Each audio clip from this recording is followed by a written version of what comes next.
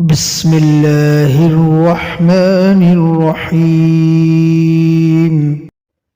ایک شخص حارث بن حشام نامی نے حضرت صلی اللہ علیہ وآلہ وسلم سے سوال کیا تھا کہ حضور آپ پر وحی کیسے نازل ہوتی ہے؟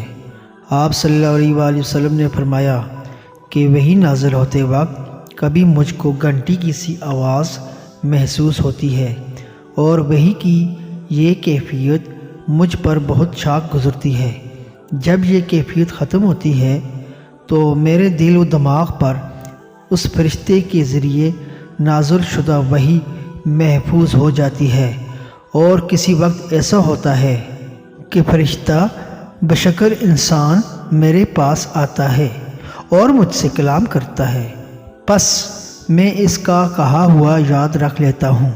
حضرت عائشہ رضی اللہ تعالیٰ عنہا کا بیان ہے کہ میں نے سخت کڑاکے کی سردی میں حضرت صلی اللہ علیہ وآلہ وسلم کو دیکھا ہے کہ آپ صلی اللہ علیہ وآلہ وسلم پر وحی نازل ہوئی، اور جب اس کا سلسلہ موقوف ہوا تو آپ صلی اللہ علیہ وآلہ وسلم کی پیشانی پسینے سے شرابور تھی۔